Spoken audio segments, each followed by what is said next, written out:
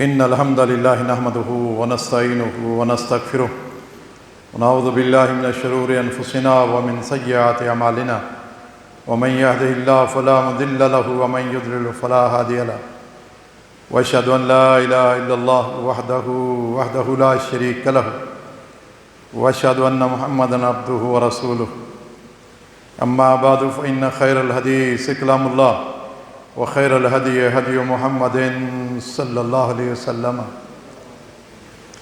وشر الأمور محدثاتها وكل محدثة بدعة وكل بدعة ضلالة وكل ضلالة في النار. اللهم صل على محمد وعلى آل محمد كما صليت على إبراهيم وعلى آل إبراهيم إنك حميد مجيد. اللهم بارك على محمد وعلى آل محمد كما باركت على إبراهيم وعلى آل إبراهيم إنك حميد مجيد. سبحانك لا علم لنا إلا ما علمتنا إنك أنت العليم الحكيم. رب اشرح لي صدري ويسر لي أمري واحلل عقدة من لساني يفقهوا قولي. اللهم رب زدني علما اللهم رب زدني علما. فأعوذ بالله السميع العليم من الشيطان الرجيم. بسم الله الرحمن الرحيم. لتجدن أشد الناس عداوة للذين آمنوا اليهود والذين أشركوا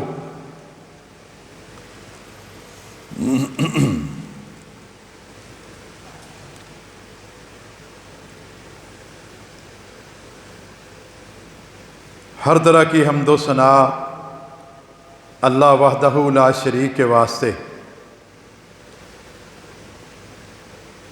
جس اللہ تعالیٰ نے پوری کائنات کو بنانے کے بعد یہ اعلان کر دیا کہ اب ہدایت نامے میری طرف سے آئیں گے. جس نے ان ہدایت ناموں کو قبول کیا وہ مسلمان ہے، اور جس نے اس ہدایت نامے کو قبول نہ کیا یا اس پہ عمل نہیں کیا تو وہ کافر ہے. آج ہم دنیا میں دیکھتے ہیں کہ کافر کئی قسموں کے ہیں. کوئی یہودی کافر ہے، کوئی عیسائی کافر ہے، کوئی ہندو کافر ہے، کوئی بدھ مت کے ماننے والے کافر ہیں. اس طرح کافر اس دنیا میں مختلف ان کی شکلیں ہیں. لیکن آج ساری دنیا کے کافر اسلام اور مسلمانوں کے دشمن ہیں. اس حقیقت میں کوئی شک نہیں کہ یہ سب کے سب مسلمانوں کے دشمن ہیں. اس حقیقت کو اللہ تعالیٰ نے آج سے 1400 سال 1500 سال پہلے اس حقیقت کو مسلمانوں پر واضح کر دیا تھا، اور فرمایا تھا کہ لا یزالون یقاتلونکم حتی یردوکم عن دینکم ان استطاعوا، کہ یہ سارے کے سارے کافر یقاتلونکم تم سے لڑتے ہیں، مسلمانوں سے لڑتے ہیں. سارے کے سارے کافر کیوں لڑتے ہیں؟ وجہ کیا ہے؟ یہاں تک کہ یردوکم عن دینکم، جس دین کو تم نے اپنایا ہوا ہے اس دین سے تمہیں دور کر دیں. ان استطاعوا، جتنی ان کی طاقت ہے. سارے کے سارے کافر ان کی کوشش یہی ہے کہ مسلمانوں کے پاس جو دین ہے اس سے مسلمان دور ہو جائیں، اس کو چھوڑ دیں.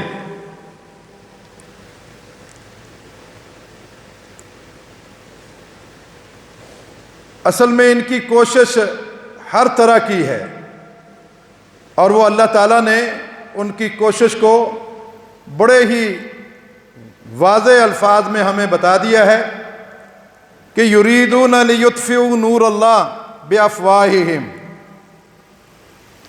یہ سارے کافر چاہتے ہیں کہ اللہ کے نور کو یہ بجھا دیں اپنی زبانوں سے، پراپوگنڈا کر کے مسلمانوں کے اندر شکوک و شبہات ڈال کر اور بہت سارے پروگرام کر کے مسلمانوں کو اس دین سے دور کریں اور اللہ کے نور جو دین اسلام ہے اس کو بجھا دیں۔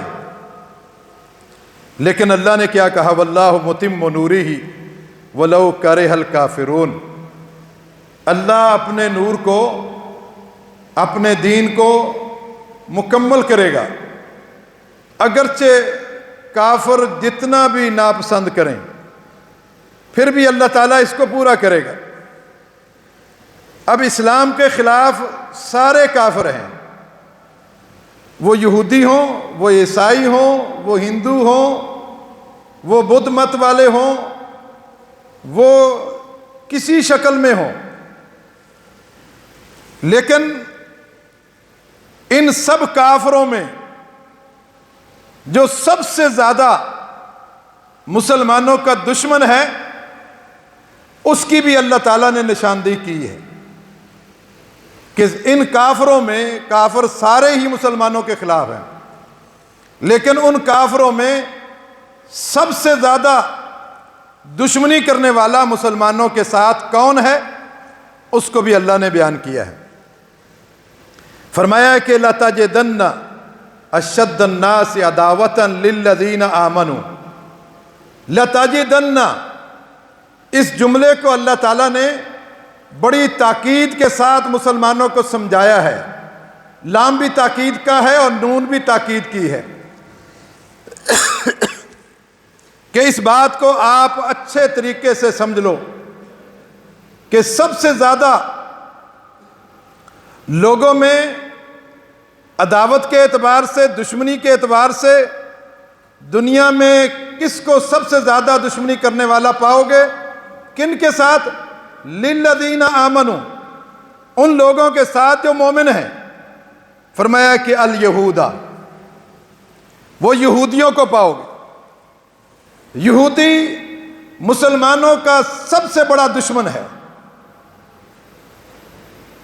اور اسلام کے خلاف وہ اپنے لوگوں کو تربیت دیتا ہے، بچوں کو بھی تربیت دیتا ہے کہ تم نے اسلام اور مسلمانوں سے نفرت کرنی ہے۔ فرمایا کہ دوسرے نمبر پر کون شخص ہے جو مسلمانوں کا زیادہ دشمنی کرنے والا ہے؟ فرمایا کہ دوسرے نمبر پر والذین اشرکوا، وہ لوگ ہیں جو اللہ کے ساتھ شریک کرتے ہیں۔ یہودیوں کا نام لیا اور ان لوگوں کا نام نہیں لیا جو اللہ کے ساتھ شرک کرتے ہیں، اس کو عام رکھا ہے۔ وہ شرک کرنے والے، بتوں کی پوجا کرنے والے ہندو کیوں نہ ہو، وہ بدھ مت کیوں نہ ہو، اور دیگر لوگ کیوں نہ ہو، حتیٰ کہ اگر کوئی مسلمانوں میں بھی کوئی گروہ اللہ کے ساتھ شرک کرتا ہے تو سمجھو کہ وہ گروہ بھی مسلمانوں کے، مومنوں کے لیے سب سے زیادہ عداوت رکھنے والا ہے۔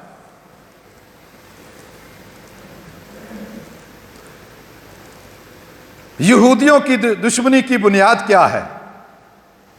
وہی جو سب لوگوں میں دشمنی کی بنیاد ہوتی ہے۔ جو رشتہ دار ایک رشتہ دار سے دشمنی کرتا ہے اس کی بنیاد کیا ہے؟ وہی بنیاد یہودیوں کی دشمنی کی حسد ہے۔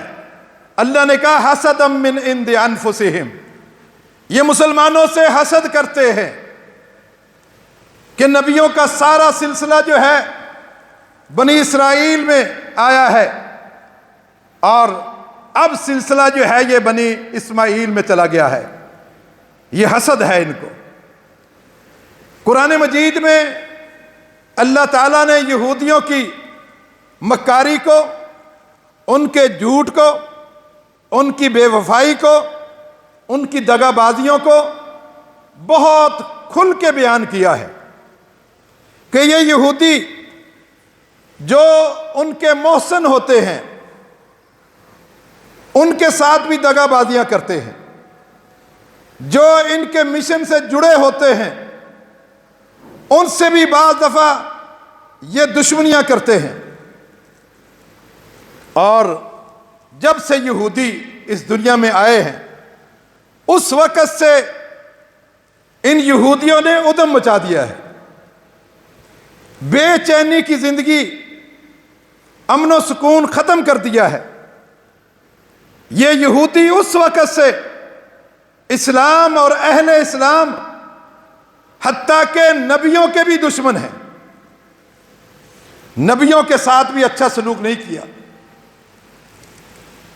نبیوں کی سب سے زیادہ اہانت اور توہین یہودیوں نے کی ہے۔ یہ یہودی قوم کیا تھے؟ یہ مصر میں رہتے تھے، فرعون ان کا بادشاہ تھا، اور یہ بالکل گھٹیا زندگی گزار رہے تھے، کمی تھے۔ فرعون ان سے یا فرعون کے ماننے والے ان سے کام زیادہ لیتے تھے اور کمی لوگوں کو پیسے کم دیتے تھے۔ اللہ تعالیٰ نے اس قوم پر احسان کیا، اللہ تعالیٰ نے موسیٰ علیہ السلام کو نبی بنا کر بھیجا۔ وہ موسیٰ علیہ السلام جو موسیٰ علیہ السلام بنی اسرائیل کے رہنما بھی ہیں اور بنی اسرائیل سے محبت کرنے والے ہیں، وہ فرعون بنی اسرائیل کے لڑکوں کو ذبح کرتا تھا، وہ فرعون ان کی بچیوں کو زندہ رکھتا تھا۔ اللہ تعالیٰ نے موسیٰ علیہ السلام کو بھیج کر ان کو غلامی سے نجات دی، فرعون کے تسلط سے نجات دی۔ موسیٰ علیہ السلام نے فرعون کی آنکھوں میں آنکھیں ڈال کر کہا، ابت بنی اسرائیل، تو نے بنی اسرائیل کو غلام بنایا ہوا ہے۔ جس طریقے سے اللہ تعالیٰ ہر نبی کے بھیجنے کا مقصد بیان کیا کہ اللہ کی توحید کو بیان کرنے کے لیے ایک نبی کو بھیجا جاتا ہے، موسیٰ علیہ السلام کو بھی اسی مقصد کے لیے بھیجا، لیکن ایک مقصد اور تھا، وہ بنی اسرائیل کو غلامی سے آزاد کرنا۔ موسیٰ علیہ السلام فرعون کو دعوت دیتے رہے، حتیٰ کہ کئی ایک لمبا قصہ ہے، آپ سب جانتے ہیں، جو قرآن پڑھتے ہیں وہ واقفیت رکھتے ہیں۔ کئی ایک مقابلے ہوئے، کئی ایک مناظرے ہوئے، کبھی جادوگروں کو بلا کے جو ہے وہ مقابلہ کیا جا رہا ہے مختلف طریقے سے۔ آخر اللہ تعالیٰ نے موسیٰ علیہ السلام کو کہا، ان بنی اسرائیل کو راتوں رات یہاں سے مصر سے لے کر نکل جاؤ۔ اور جب نکلے تو آگے دریا پر پہنچے، پیچھے فرعون کو بھی پتہ چل گیا۔ یہ بنی اسرائیل موسیٰ علیہ السلام سے شکوہ کرنے لگے کہ اِنَّا لَمُدْرَكُونَ، کہ آگے دریا کی موجیں ہیں اور پیچھے فرعون کی فوجیں ہیں، اس لیے تو نے آج ہمیں مروا دیا ہے اور ہم یہاں دھر لیے گئے۔ موسیٰ علیہ السلام نے کہا، ہرگز نہیں، اللہ میرے ساتھ ہے، اللہ ہمیں راستہ بنائے گا بھی اور راستے پہ چلائے گا بھی اور استقامت بھی دے گا، ان مصیبتوں سے نکال بھی دے گا۔ اللہ تعالیٰ نے موسیٰ علیہ السلام سے کہا، موسیٰ، جب تیری قوم کو پانی کی ضرورت ہوتی، پیاسے تھے، تو ہم نے حکم دیا تھا کہ اسی لاٹھی کو پتھر پر مارو تو 12 چشمے پھوٹ پڑے، تمہارے لیے پانی مہیا ہو گیا، آج اسی لاٹھی کو پانی پر مارو اور یہ راستے بن جائیں گے۔ 12 راستے بنا دیے اللہ تعالیٰ نے۔ آپ اس سارے قصے کو جانتے رہتے ہیں کہ کیا کچھ نہیں اللہ تعالیٰ نے اس قوم کے ساتھ کیا، کتنی نعمتوں سے نوازا۔ کبھی اللہ تعالیٰ ان پر بادلوں کا سایہ کر رہا ہے کہ ان کے گھر نہیں ہیں، ان کے مکان نہیں ہیں، ان کو دھوپ نہ لگے، اور کہیں اللہ تعالیٰ ان کو کھانے پکانے کی تکلیفوں سے نجات دے رہا ہے، آسمان سے بھیج رہا ہے، کبھی من سلوہ من بھیج رہا ہے، کبھی سلوہ بھیج رہا ہے۔ یہ من سلوہ ان کے لیے اللہ نے دیا، اور بھی بہت ساری نعمتیں اللہ تعالیٰ نے ان کو دی۔ فرعونیوں سے نجات دی، بادلوں کا سایہ کیا، من سلوہ ان پہ اتارا، اور جب ان کو پیاسے ہوئے پانی کی ضرورت ہوئی تو 12 چشمے پھوٹ پڑے۔ جب ان کو آگے دریا سے گزرنا تھا 12 راستے بن گئے، نجات دلا دی موسیٰ علیہ السلام نے، اور موسیٰ علیہ السلام نجات دلانے والے بن گئے، بڑے خیر خواہ ان کے۔ لیکن ان یہودیوں نے جو ان کا نبی ان کے ساتھ خیر خواہی کر رہا ہے اس کے ساتھ کیا سلوک کیا، اور تھوڑے سے آگے نکلے، کیا کہتے ہیں موسیٰ علیہ السلام سے؟ اجعل لنا الہا کما لہم آلہہ، اے موسیٰ ہمارے لیے بھی ایک معبود بنا دو جس طرح ان لوگوں کے لیے معبود ہے۔ کیا تکلیف دہ بات کہ موسیٰ علیہ السلام جس فرعون کے غلامی سے ان کو نجات دلائی، وہ اب بھول گئے سب، کہتے ہیں ہمارا معبود بنا دو جیسے ان کے لیے معبود ہے۔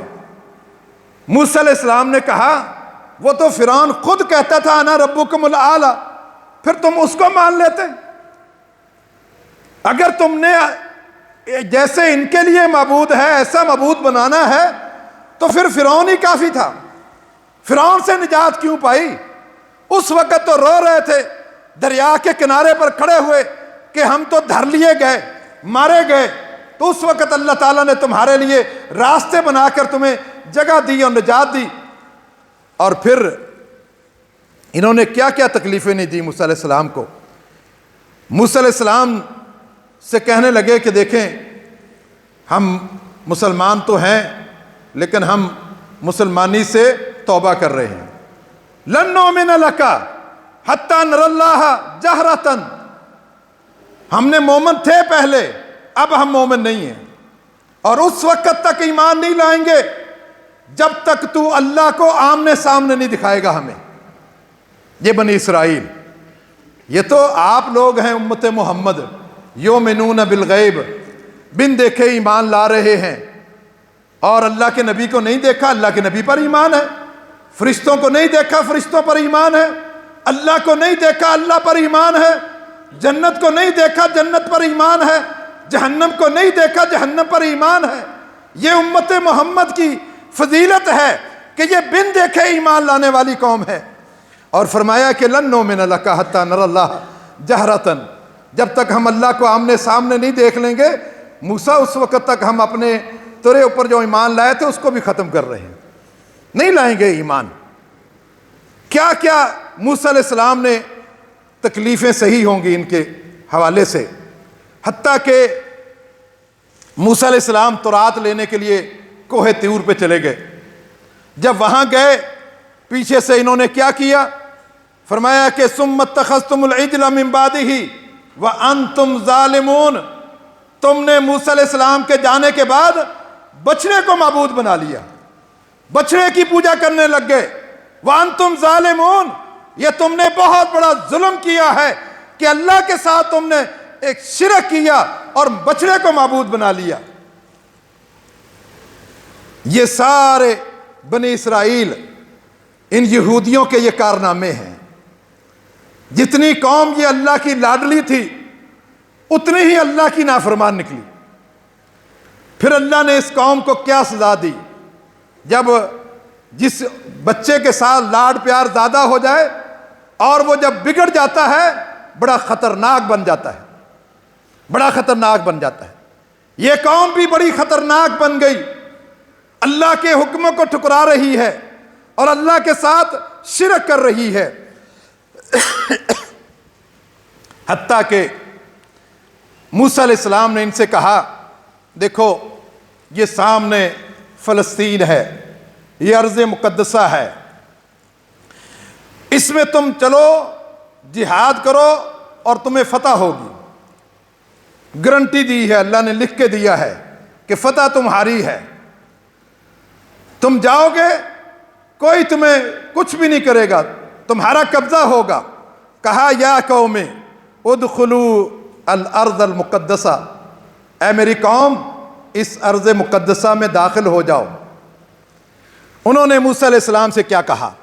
قالوا یا موسیٰ انا لن ندخلها ابدا ما داموا فیہا، جب تک یہ لوگ اس میں موجود ہیں ہم کبھی بھی داخل نہیں ہوں گے اس بستی میں، اگر تو نے جو ہے وہ کچھ کرنا ہے تو کر لے، فاذهب انت وربک فقاتلا انا ہاہنا قاعدون، کہا کہ تو جا، تیرا رب جائے، ان سے لڑے، اور جب لڑ کے تم فتح کر لو، انا ہاہنا قاعدون، ہم یہاں بیٹھے ہوئے ہیں، پھر ہمیں میسج کر دینا، ہمیں اطلاع دے دینا کہ فتح ہو گیا، پھر ہم آئیں گے۔ یہ وہ قوم ہے، ہر موقع پر اللہ کی نافرمانی کی۔ موسیٰ علیہ السلام نے کہا کہ ٹھیک ہے چلو نہیں لڑتے، نہ لڑو، اب یہ بستی جو ہے وہ فتح ہو گئی ہے، سمجھو، تم اس بستی کے دروازے میں داخل ہوتے ہوئے سجدہ کرو، کم سے کم سجدہ کرتے تو ہو جاؤ نا، بستی میں داخل ہو اور سجدہ کرو، اور زبانوں پر تمہارے لفظ ہو حتتن، اللہ جو پہلے ہو گیا، اللہ تو ہمیں معاف فرما دے، یہ کلمات تمہاری زبان پر ہونے چاہیے۔ لیکن وہ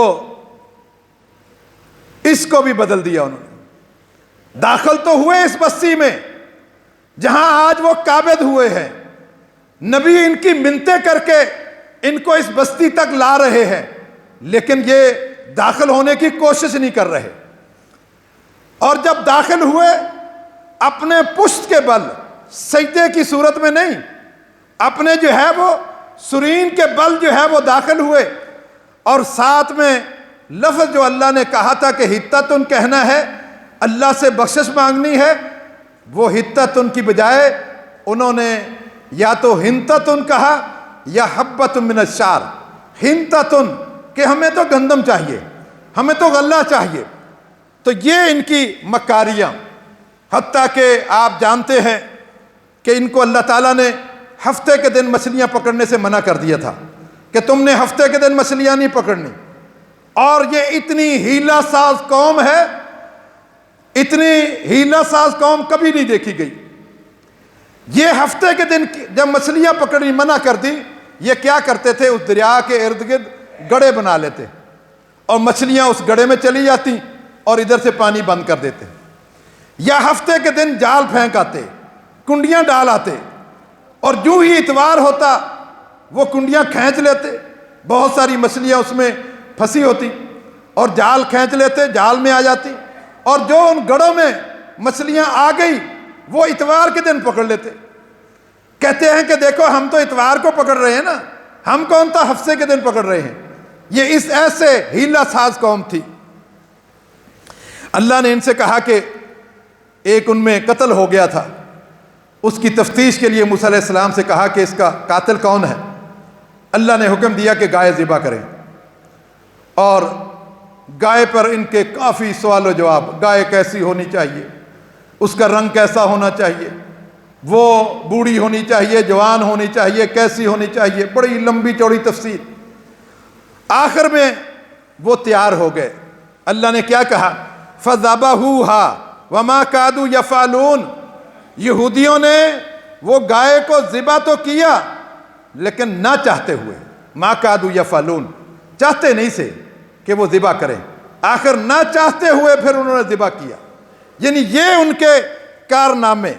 اس لیے اللہ تعالیٰ نے موسیٰ علیہ السلام کے حوالے سے ذکر کیا کہ موسیٰ علیہ السلام نے اپنی قوم سے جب اتنی تکلیفیں برداشت کیں، ایک دن کہہ اٹھے، اذ قال موسیٰ لقومہ، جب موسیٰ علیہ السلام نے اپنی قوم سے کہا یا قوم لم تؤذوننی، اے میری قوم مجھے تکلیفیں کیوں دیتے ہو، وقد تعلمون انی رسول اللہ علیکم، جب تمہیں پتہ ہے، تم جانتے ہو پہچانتے ہو کہ میں اللہ کا رسول ہوں تمہاری طرف، لم تؤذوننی، کیوں مجھے تکلیفیں دیتے ہو، کیوں مجھے ستاتے ہو۔ اور موسیٰ علیہ السلام کو نہ جانے ان لوگوں نے کتنا یہودیوں نے ستایا ہوگا۔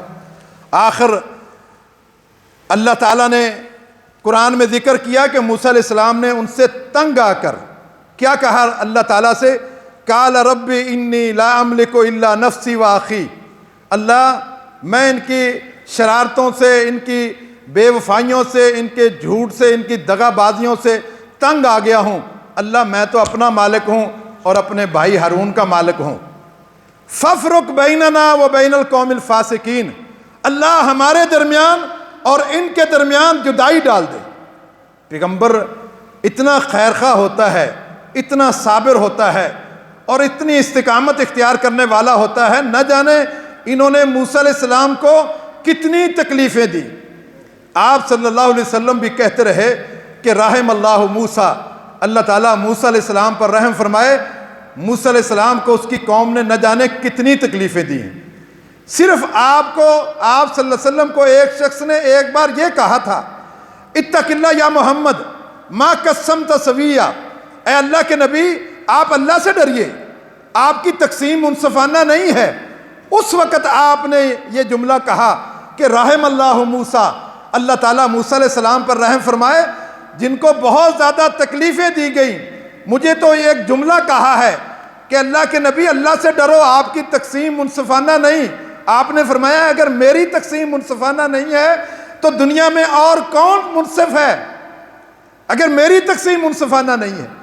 اس طرح کے زخم اللہ کے نبی کو بھی لوگوں نے لگائے، لیکن آپ نے فرمایا کہ اللہ تعالیٰ موسیٰ علیہ السلام پر رحم فرمائے، ان کو بڑی تکلیفیں دی انہوں نے۔ یہ قوم بڑی ڈھیڑ تھی، مانتی نہیں تھی، ابھی مانا پھر انکار کر دیا، پھر مانا پھر انکار کر دیا۔ آخر اللہ تعالیٰ نے پھر اس قوم پر کیا کیا، فرمایا کہ وَإِذَا أَخَذْنَا مِيثَاقَكُمْ وَرَفَعْنَا فَوْقَكُمُ الطُّورَ، کہ ہم نے پھر ان سے ایک معاہدہ لیا، پکا معاہدہ۔ اور معاہدہ کیسے لیا؟ کوہ طور کو اٹھا کر ان کے سروں پہ لا کے رکھ دیا۔ مانتے ہو یا نہیں مانتے؟ مانو گے تو یہ ہٹا دوں گا، نہیں مانو گے اس پہاڑ سے تمہیں پیس دوں گا۔ اللہ تعالیٰ نے کوہ طور کو ان پہ لا کے کھڑا کر دیا اور کہا خذوا ما آتیناکم بقوہ، جو ہم نے دیا ہے اس کو مضبوطی سے تھام لو۔ سارے مان گئے کہ ہم تھام رہے ہیں، جو اللہ تو نے شریعت دی ہے اس کو تھامتے ہیں۔ جب اللہ نے وہ کوہ طور کو ہٹایا، پھر اللہ نے کیا ذکر کیا، ثم تولیتم من بعد ذلک، پھر گئے، ابھی مانتے ہیں پھر جاتے ہیں۔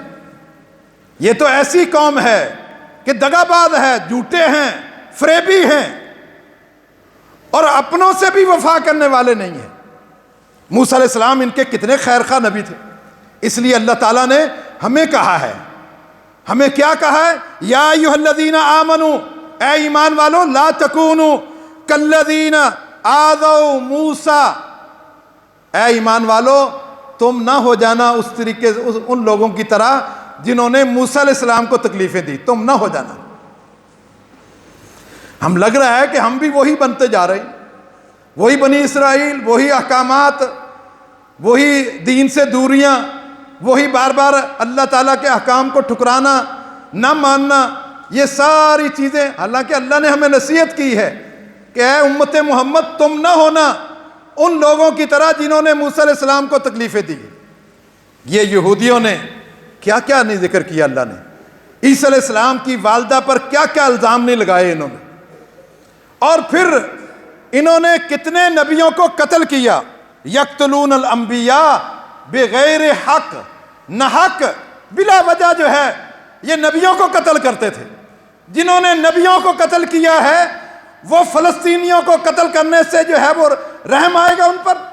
یقتلون الانبیاء، جنہوں نے انبیاء کو قتل کیا نہ حق بلا وجہ، حتیٰ کہ عیسیٰ علیہ السلام کے قتل کرنے کے درپے ہو گئے اور بڑے تکبر سے کہتے تھے اِنَّا قَتَلْنَا الْمَسِيحَ عِيسَى ابْنَ مَرْيَمَ رسول اللہ، ہم نے اللہ کے رسول عیسیٰ بن مریم کو ہم نے قتل کیا ہے۔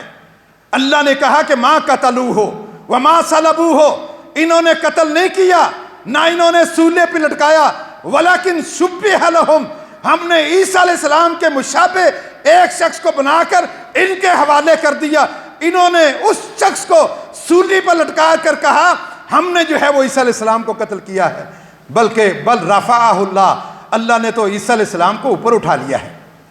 یہ قوم ایسی ہے کہ جو نبیوں کو قتل کر رہی تھی، حتیٰ کہ آپ صلی اللہ علیہ وسلم کا دور آ گیا، آپ مکہ سے ہجرت کر کے مدینہ میں آئے، اور مدینہ کی ریاست جو آج ہمارے حکمران ریاست مدینہ کا نام لیتے تھکتے نہیں ہیں، اس کے پیچھے اچھا گمان نہیں ہے۔ وہ اللہ کے نبی کی ریاست کو نہیں سمجھتے، وہ سمجھتے ہیں ریاست مدینہ کا نام لے کر ہم یہودیوں کے ساتھ محبتیں کریں، کہ جس طریقے سے اللہ کے نبی صلی اللہ علیہ وسلم نے یہودیوں کے ساتھ معاہدے کیے۔ وہ وہاں یہودی کون تھے؟ بنو قینقاع تھے، بنو نذیر تھے، بنو قریظ تھے، یہ 3 قبیلے یہودیوں کے آباد تھے۔ آپ صلی اللہ علیہ وسلم نے ٹھیک ہے ان سے معاہدے کیے ہیں، لیکن سب سے زیادہ معاہدوں کو توڑنے والے یہی یہود و نصارہ تھے۔ کوئی موقع ان کو ملتا، ہر موقع گنواتے نہیں تھے۔ 14 حملے، قاتلانہ حملے اللہ کے نبی پر ہوئے ہیں، ان میں سے 9 حملے جو ہے وہ یہودیوں نے کیے، 9 حملے، قاتلانہ حملے اللہ کے نبی پر۔ مدینہ میں آپ کو ایک عورت، یہودی عورت نے دعوت دی کہ آپ ہمارے گھر میں کھانا کھانے آئیں، آپ نے دعوت قبول کر لی۔ یہودی عورت نے پوچھ لیا کہ اللہ کے نبی کو کون سا گوشت زیادہ پسند ہے؟ کہا دستی کا گوشت۔ اس نے دستی میں زیادہ زہر بھر دی، زیادہ زہر بھر دی، اور پیش کر دیا اللہ کے نبی کو۔ آپ کے ساتھ اور صحابہ بھی تھے، حتیٰ کہ آپ نے اس گوشت کا ایک لقمہ اپنے منہ میں رکھا، اور لقمہ اندر سے بول پڑا کہ اللہ کے نبی مجھ میں زہر ہے، آپ نے نکال دیا۔ آپ کا ایک صحابی بشر وہ کھا چکا تھا، اور وہ وہی شہید ہو گیا۔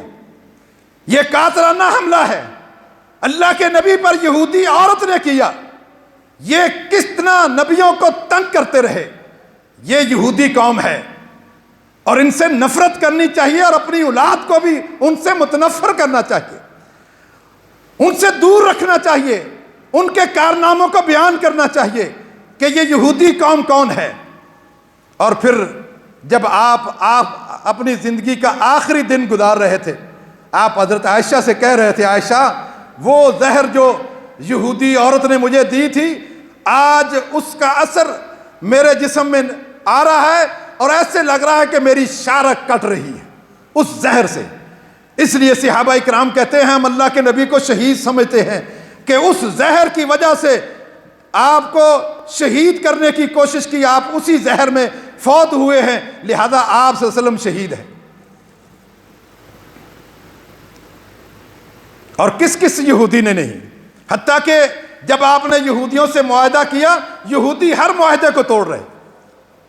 کہا تھا کہ کسی سے بھی اگر قتل ہو جائے دیت سب مل کے دیں گے، یہودی بھی دیں گے، مسلمان بھی دیں گے، کسی سے بھی قتل ہو جائے، یہودی سے قتل ہو جائے مسلمان بھی دیت دیں گے اور یہودی بھی دیں گے، اگر مسلمان سے کوئی قتل ہو جائے تو اس کی دیت مسلمان اور یہودی دونوں مل کے دیں گے۔ ایک قتل ہو گیا، آپ صلی اللہ علیہ وسلم خیبر میں گئے یہودیوں سے دیت لینے کے لیے، اکیلے گئے اللہ کے نبی، اور آپ جب ایک دیوار کے نیچے بیٹھ کے انہوں نے کہا آپ یہاں بیٹھیں، ہم جو ہے وہ بندوبست کرتے ہیں دیت کا، سب سے اکٹھے کرتے ہیں پیسے۔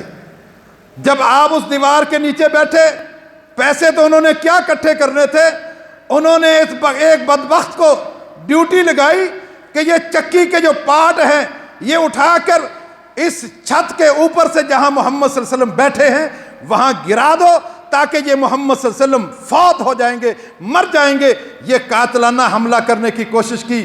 ابھی یہ پلاننگ ہی کر رہے تھے، وہ شخص پتھر لے کر اوپر پہنچا ہی تھا، اللہ کے نبی کو اللہ نے اطلاع دے دی، اللہ کے نبی اٹھ کر وہاں سے چلے گئے۔ یہ قاتلانہ حملے بہت سارے انہوں نے کیے، حتیٰ کہ جب ان قاتلانہ حملوں میں اللہ کے نبی کو ختم نہیں کر سکے تو پھر انہوں نے کوشش کی کہ آپ صلی اللہ علیہ وسلم پہ جادو کر دیا جائے۔ آپ پر جادو کیا گیا، اور آپ صلی اللہ علیہ وسلم کہتے ہیں کہ مجھے ایسے لگتا ہے کہ میں نے یہ کام کیا ہے، حالانکہ کیا نہیں ہوتا، اور بعض دفعہ ایسا لگتا ہے کہ میں نے یہ کام کرنا ہے لیکن کیا نہیں ہوتا۔ اس طرح کے خیال معاملہ ہو گیا۔ پتہ چلا کہ ایک یہودی لبید بن عاصم یہودی نے آپ پر جادو کیا ہے، آپ کے بال لے کر، اور اس نے فلاں کنویں میں جو ہے فلاں جگہ جو ہے وہ رکھا ہے۔ اللہ کے نبی کو اطلاع دی، اور یہ سورہ ناس اور سورہ فلق اتری، اور آپ نے اس کو نکال کر اور پھر ایک ایک آیت پڑھ کر اس کی گرہ کو کھول کر جادو کو ختم کیا۔ یہ یہودی قوم تھی۔ اور پھر یہودی جب بھی آپ کو سلام کرتے تھے کہتے تھے السلام علیکم، تم پر موت ہو، تم مر جاؤ، اس طرح کا سلام کرتے تھے۔ ایک بار کسی یہودی نے آپ کو سلام کیا السلام علیکم، آپ پر بربادی ہو، آپ مر جائیں، آپ ہلاک ہو جائیں۔ حضرت عائشہ نے سن لیا، کہنے لگی تم برباد ہو جائے، تم پر اللہ کی لعنتیں ہوں، تم جو ہے وہ یہ ہو جاؤ، یہ ہو جاؤ۔ حضرت عائشہ کو اللہ کے نبی صلی اللہ علیہ وسلم نے کہا کہ عائشہ یہ کیا کہہ رہی ہو، تم نے میرے جملے کو نہیں سنا؟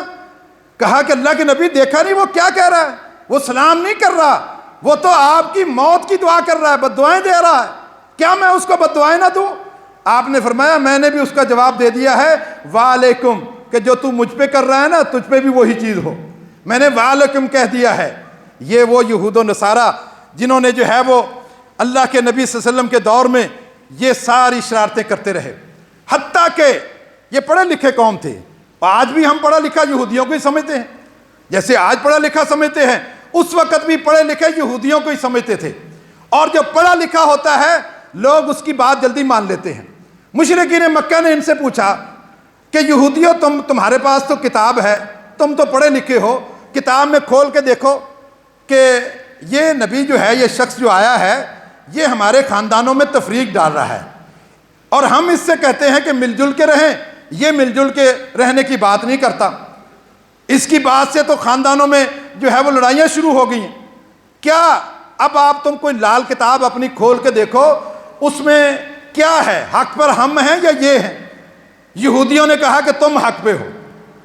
اللہ کے نبی کو جانتے پہچانتے ہوئے یعرفونہ کما یعرفون ابناءہم، یہ تو اللہ کے نبی کو اتنا جانتے تھے جتنا اپنے بیٹوں کو جانتے ہیں، ان کو کوئی شک نہیں تھی اللہ کے نبی ہونے میں، لیکن پھر بھی کہتے تھے کہ مشرکین مکہ تم جو ہے وہ حق پہ ہو۔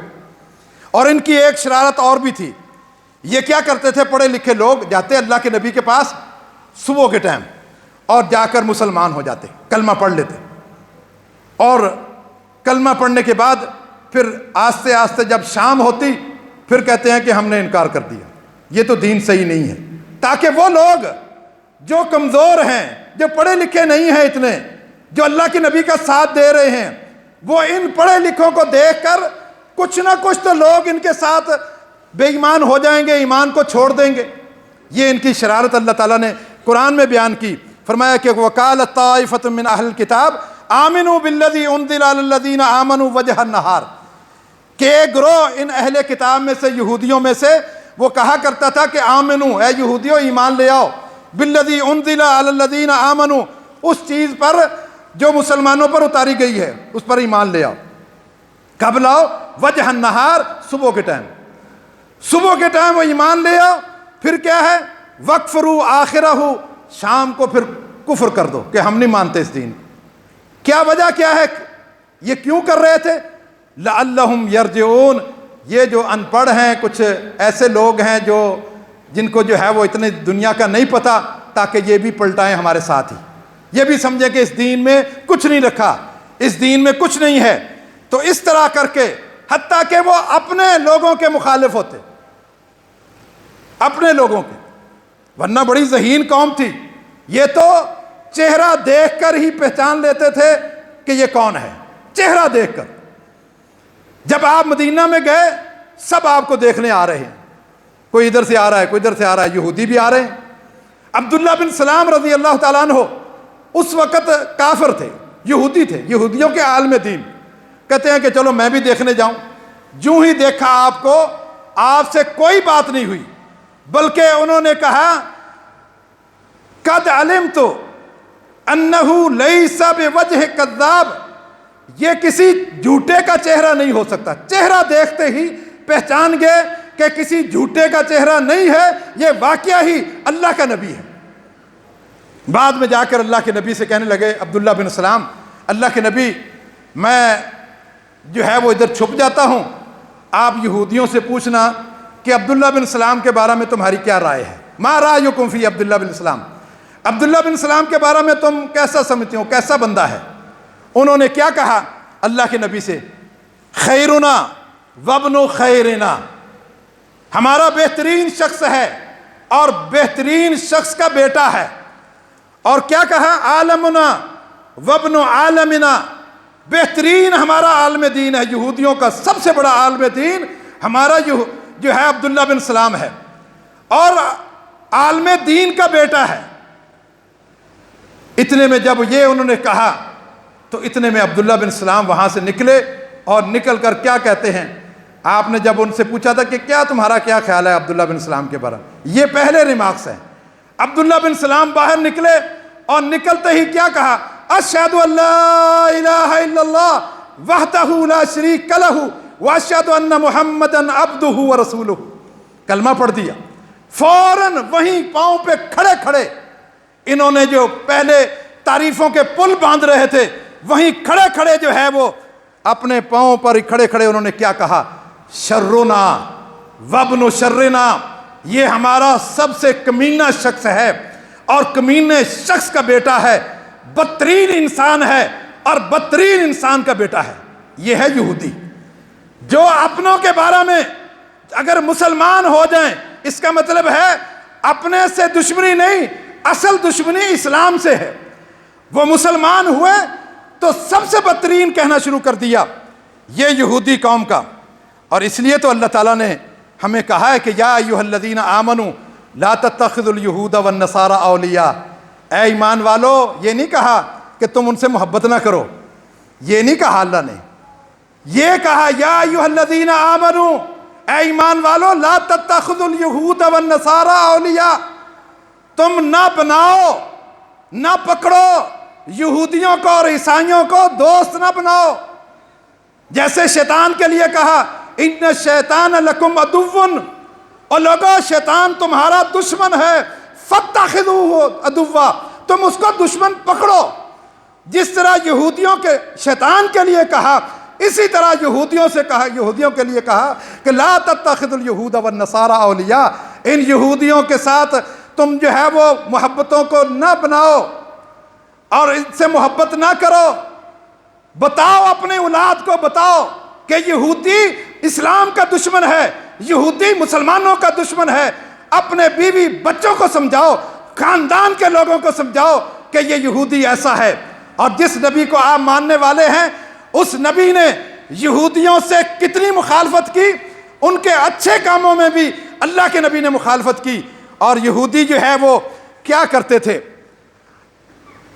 یہودی جو ہے وہ داڑھی کو نہیں رنگتے تھے۔ آپ نے فرمایا غیروا ھذی شیبہ، اس سفیدی کو تبدیل کرو، خالف الیہود والنصارى، یہودیوں کی مخالفت کرو، یہودیوں کی مخالفت کرو۔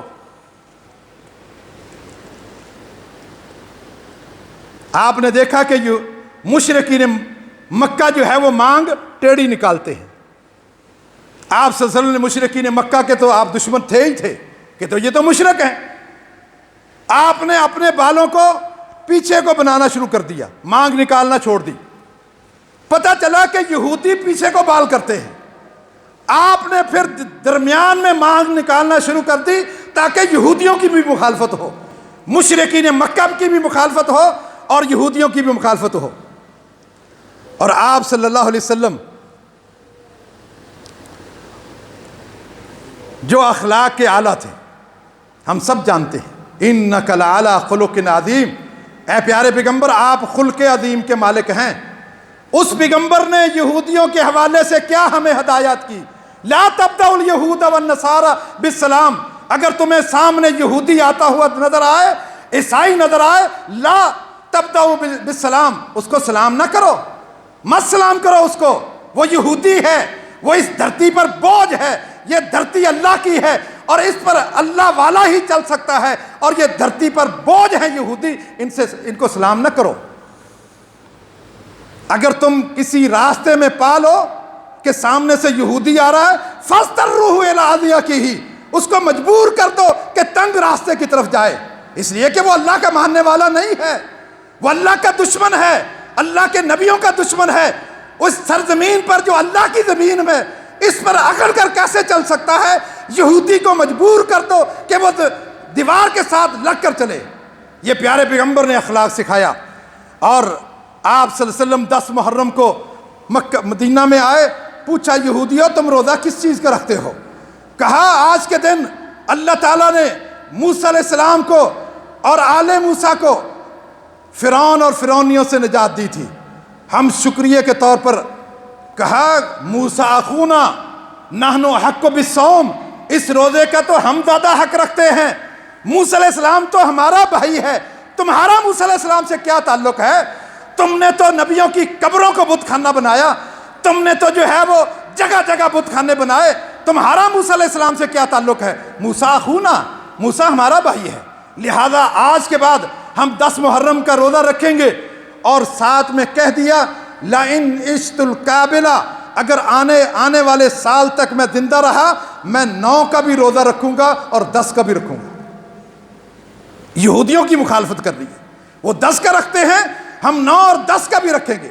آپ نے فرمایا خالف الیہودا، لوگوں یہودیوں کی مخالفت کرو 10 محرم کے روزے کے حوالے سے بھی، سومو قبلہ یومن او بعدہ یومن، یا تو 10 محرم کے ساتھ ایک دن پہلے روزہ رکھو، یا 10 محرم کے ساتھ 11ویں کا بھی روزہ رکھو، 2 روزے رکھو تاکہ یہودیوں کی مخالفت ہو جائے۔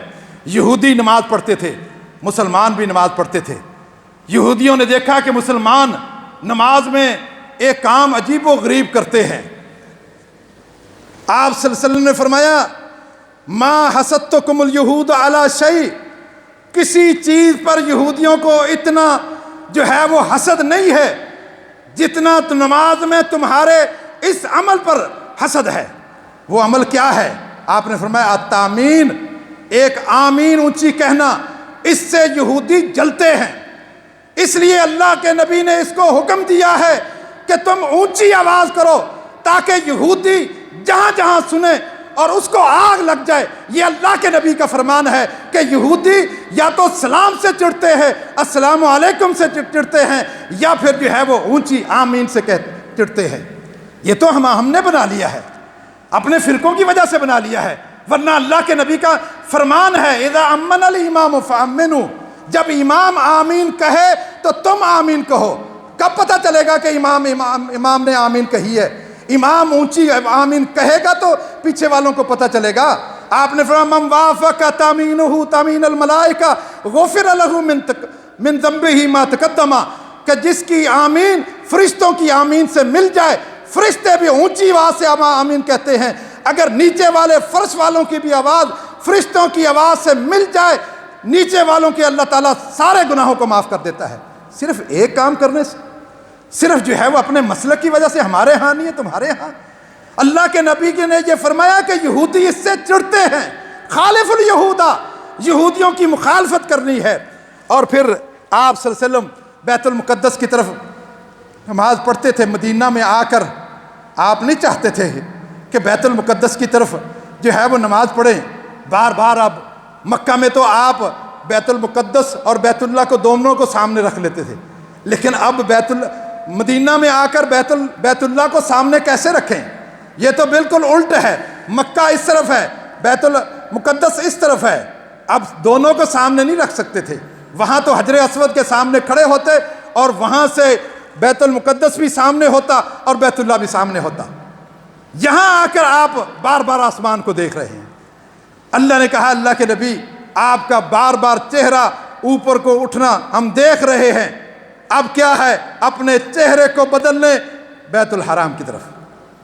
اللہ کے نبی نے اس طرف منہ کرنے کو بھی پسند نہیں کیا جدھر جو ہے وہ یہودیوں نے منہ کیا ہے، اس لیے کہ اللہ کے نبی نے فرمایا کہ خالف الیہود والنصارى، اور یہودیوں کی مخالفت کرو۔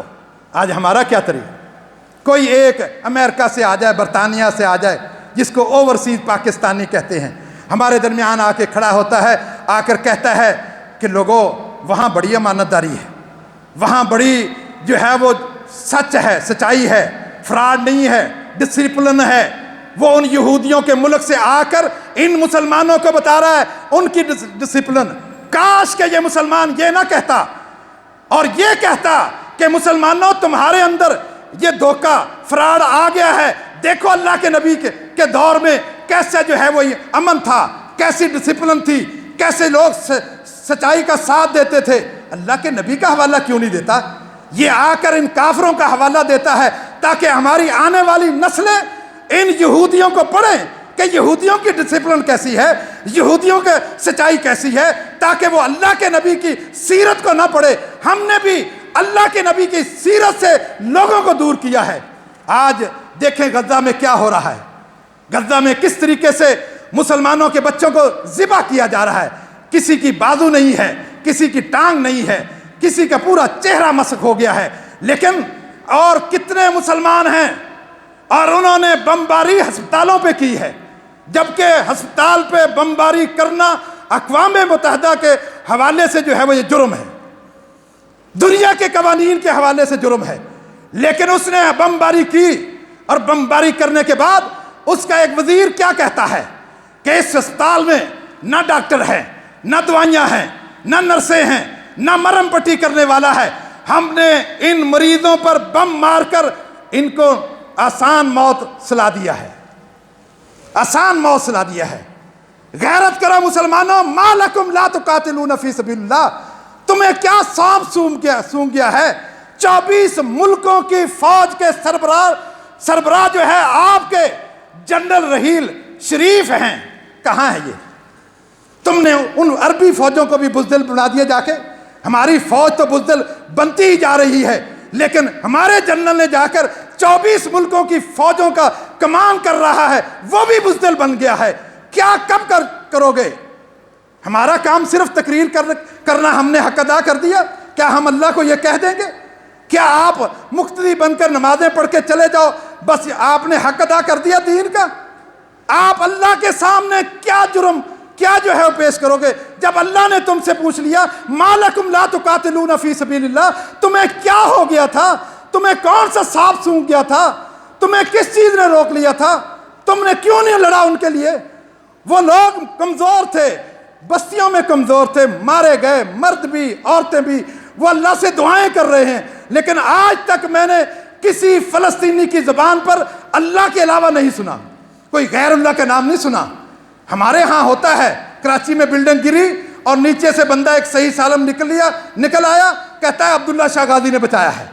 ان فلسطینیوں کی زبان پر آج تک آپ نے جتنی بھی ویڈیو دیکھی ہے، لیکن کسی کی زبان پر یہ نہیں کہ ہمیں جو ہے وہ فلاں نے بچایا ہے، یا فلاں ہم پہ رحم فرمائے اور غوث اعظم ہماری مدد فرمائے، یا فلاں جو ہے وہ غریب نواز جو ہے وہ ہماری مدد فرمائے۔ نہیں، انہوں نے جب بھی نام لیا ہے یا تو کلمہ پڑھ رہے ہیں یا بچے یا رب یا رب یا رب کہہ رہے ہیں، وہ اللہ سے تعلق جوڑا ہوا ہے۔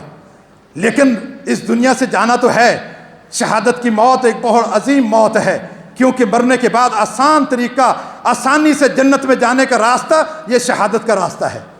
بس اللہ تعالیٰ سے دعا ہے کہ اللہ تعالیٰ ہم پر رحم فرمائے اور ان فلسطینیوں پر بھی رحم فرمائے۔ اللہ ہمارے حکمرانوں کو ہوش دے۔ یہ تو لگ رہا ہے کہ یہ بھنگ پی کے بیٹھے ہوئے ہیں، ہماری فوج بھی اور سارے ملکوں کی فوج بھنگ پی کے بیٹھی ہوئی ہے، کوئی ان کو ہوش نہیں۔ یہ یاد رکھنا، وہ کافر جنگلی شیر ہے، وہ یہودی جنگلی شیر ہے۔ کبھی اس نے جو ہے وہ یمن میں حملہ کیا، کبھی اس نے عراق میں حملہ کیا، ان گیدڑوں کو جو ہے وہ سبق سکھا دیا، پھر شام میں حملہ کیا، ہم دیکھتے رہے، اپنے ملکوں کو ہی دیکھتے رہے، اپنے دفاع کو ہی دیکھتے رہے، افغانستان پہ حملہ کیا پھر بھی ہم دیکھتے رہے، کشمیر ہمارے ساتھ ہے پھر بھی ہم دیکھ رہے ہیں کہ کب جو ہے وہ ہم ان کی مدد کے لیے جائیں گے، اور کشمیری بھی آپ کی مدد کو دیکھ رہے ہیں۔ ایک ایک کر کے وہ جنگلی شیر ان گیدڑوں کو کھا رہا ہے، اور جب کھاتا جا رہا ہے کون سی فکر ہوئی ہے؟ یہ بھی تو آج ہے فلسطین، کل جب مٹ جائے گا تو بھول جائیں گے، جیسے عراق کو بھول گئے، جیسے یمن کو بھول گئے، جیسے چچینیا کو بھول گئے، جیسے بوسنیا کو بھول گئے، جیسے کشمیر کو جو ہمارے ساتھ ہے اس کو بھول گئے۔ ہمارا آرمی چیف یہی کہتا ہے ہم ان کی مدد کے لیے کھڑے ہیں، اور کشمیریوں نے کہا بیٹھ جاؤ، تھک جاؤ گے، بیٹھ جاؤ، تمہارے کھڑے ہونے کی ضرورت نہیں ہے۔ یہ کب فوج کام آئے گی؟ یہ حضرت عمر رضی اللہ تعالیٰ نے فوج بنائی تھی جب حضرت عمر کے پاس مال آ گیا تھا، کہا اب لوگوں کی تنخواہیں دینے کے لیے ہمارے پاس مال ہے، یہ سویلین ہمیں جو ہے وہ ٹیکس دے، ہم اس کے لیے فوج تیار کرتے ہیں۔ یہ فوج کا کام ہوتا ہے لڑنا، سویلینوں کا نہیں ہے۔ سویلین اپنا خون دے کر، اپنی کمائی دے کر تم پر لگا رہے ہیں تاکہ تم، حضرت عمر کے دور میں بھی فوج ہی لڑتی تھی، اور آج تک فوج ہی تیار کی جاتی ہے۔ سارے ملکوں نے فوج کو تیار کیا ہے، لڑنے کے لیے تیار کیا ہے، یہاں دودھ پلانے کے لیے ان کو تیار نہیں کیا گیا، اور یہ لڑنے کے لیے تیار نہیں، کوئی نہ سپہ سالار نہ حکمران، بس میاں کے نعرے بجیں گے تو فلاں کے نعرے بجیں گے، یہ قوم اسی میں رہے گی۔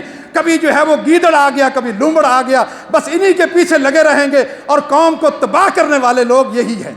اللہ تعالیٰ سے دعا ہے کہ اللہ تعالیٰ ہمیں صحیح معنوں میں قرآن و حدیث کو سمجھنے کی اور اس پر عمل کرنے کی توفیق عطا فرمائے۔ وآخر دعوانا الحمد للہ رب العالمین۔